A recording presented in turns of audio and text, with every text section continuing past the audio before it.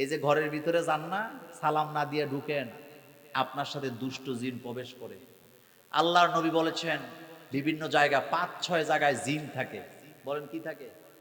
আবার এ কথা কইলে ভয় পায় না স্যার। জিন কয় জায়গায় থাকে? এক নাম্বার, খালি বিছানা। কি বিছানা? বিছানা কখনো খালি রাখবেন না।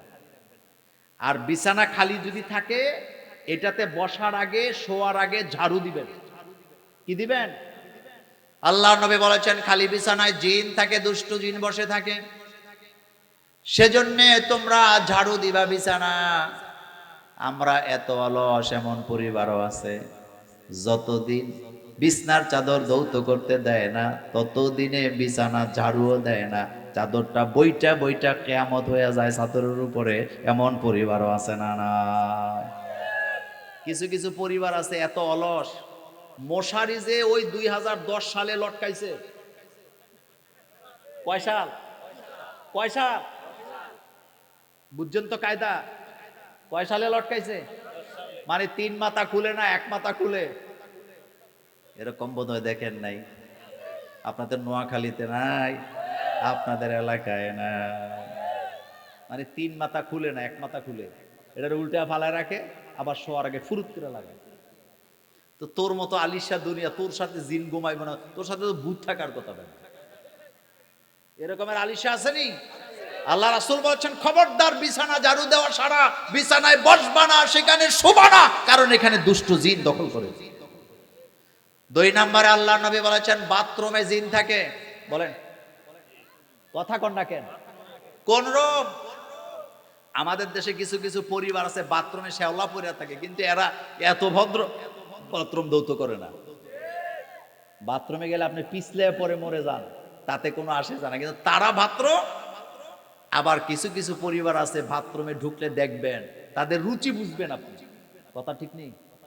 কথা ঠিক নেই? বাথরুমে কি থাকে? এই জন্য ঢুকতে হবে কোন পাও দিয়া? বাম পাও। কোন পা? আর ঢোকার সময় কি বলবে? আল্লাহুম্মা ইন্নী আউযু বিকা। মাশাআল্লাহ। আবার যখন কাজ শেষ হবে তখন কি বলবেন? জিন আপনাকে আক্রমণ করতে পারবে না। আল্লাহর নবী বলেছেন খবরদার রান্নাঘরের চুলার মধ্যেও জিন থাকে। কোন জায়গায়? রান্নাঘরে। কোথায়? জানি না, মা বোনদেরকে চার কথা কইলে আবার আপনাদেরকে বলবো তুমি শুদ্ধায়ও, কারণ জিন টিন আছে নাকি মোল্লা ভাই বলে গেছে। রান্নাঘরে জিন থাকে, বাড়িতে জিন থাকে, সারা বাড়িতে জিন থাকে। এই জন্য সবসময় সূরা বাকারা পড়বেন। কি পড়বেন? এই যে আমাদের দেশে বাড়িঘর হুজুরদেরকে আইনা বন্ধ করে, এটারে কি কয়? বাড়ি বন্ধ করে। বলেন কি করে? বাড়ি। কিন্তু আপনি কি জানেন কোন সূরা দিয়া করে? সূরা বাকারা। আল্লাহর নবী বলেছেন যেই গ্রামে, যেই ঘরে, যেই পরিবারে, যেই বাড়িতে সূরাতুল বাকারা তেলাওয়াত করা হয় ওই বাড়িতে কোনো দুষ্ট জিন প্রবেশ করে না। আর যারা সূরাতুল বাকারা তেলাওয়াত করে এই সূরাতুল বাকারা তাদেরকে জান্নাতে না পৌঁছায় ছেড়ে দিবে না। আল্লাহর নবী বলেছেন যারা সূরাতুল বাকারা তেলাওয়াত করে কবরের মধ্যে সূরা বাকারা একটা পাখি হয়ে তারে ঢাকনা দিয়ে রাখবে। ফেরেশতারা যখন আসবে তাকে সওয়াল জবাব করার জন্য ওই সূরাতুল বাকারা ডাল হয়ে দাঁড়ায় যাবে। সুবহানাল্লাহ। সুতরাং এই যে জিন ভূত আসর, ভূত বলতে আসলে কিছু না, জিনটারই আমরা ভূত বলি আর কি। জিনদেরকে বিশ্বাস করা ফরজ। বলেন বিশ্বাস করা কি? জিন আসেনি? আছে। আমেরিকার বিজ্ঞানীরা আজ থেকে 100 বছর আগে তারা বলতো যে পৃথিবীতে জিন বলে কিছু নাই, কিন্তু মজার ব্যাপার এখন তারা জিনেরে পূজা করে। জিনেরে কি করে? আপনি ইউটিউবে ঢুকলে দেখবেন হান্টিং নামে একটা প্রোগ্রাম আছে। কি বললাম? ওখানে দেখবেন আমেরিকাতে অসংখ্য বাড়িঘর জিনেরা দখল করে রাখছে, মানুষ থাকতে পারে না।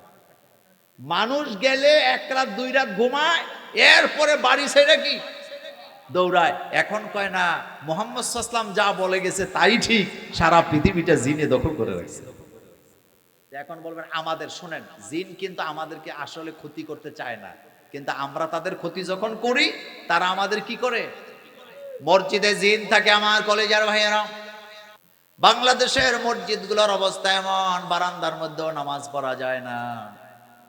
আবার অনেক এলাকা আমরা যখন সফরে যাই, যদি ইস্তেঞ্জার দরকার হয় মসজিদের ইস্তেঞ্জার মধ্যে গেলে একটু পেশাব করারও জায়গা পাওয়া যায় না, কারণ হুজুর সাহেব চাবি লইয়া শ্বশুর বাড়িতে।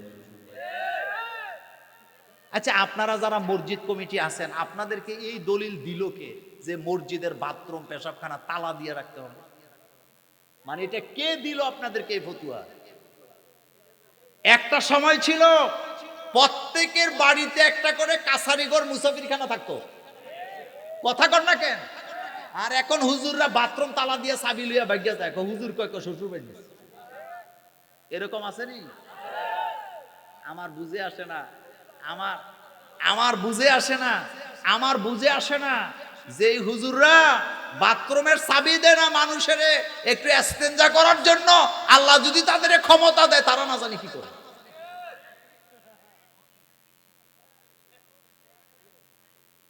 এগুলা কি মানবিক না অমানবিক কাজ? আপনি বাথরুম তালা দিতে আপনারা বলছে কে? তা আপনি বলবেন নোংরা করে, তো বাথরুম তো নোংরা করার জন্যই, আপনি ধুইবেন, লোক রাখবেন, লোকেরা দৌত করবে। আমরা ছাত্র জীবনে মাদ্রাসার বাথরুম আমরা নিজের হাতে দৌত দিচ্ছি। আমি নিজে আমার নিজের কথা বলি, আমার বাথরুম আমি কাজের লোক দিয়ে দৌত করলে আমি তৃপ্তি হই না। আমারটা আমি বললাম, আমি আমারটা নিজের হাতে দৌত করি। আমার বাথরুম, আমার স্বভাব হলো আমার বাথরুম শুকনা থাকতে হবে, বুঝছেন? আমার স্বভাব হলো আমার বাথরুম 24 ঘন্টা শুকনা থাকতে হবে, পরিচ্ছন্ন থাকতে হবে। তা আমি তো আরেকজনের ভরসায় থাকতে পারি না, আমারটা আমাকেই কি করতে হবে? পরিষ্কার রাখতে হবে। আপনি মসজিদের বাথরুমটা দয়া করে তালা দিয়েন না, পেশাবখানাটা দয়া করে তালা দিয়েন না, কারণ মুসাফিররা এদিক দিয়ে যাইতে লাগবে, তাদেরও সেই ইস্তেঞ্জার দরকার হয়। আর এটারে কি করে? তালা মাইরা হুজুর কই যায়? এগুলা করেন না, এগুলা উচিত না, এগুলা উচিত না। মানুষের সেবা করবেন,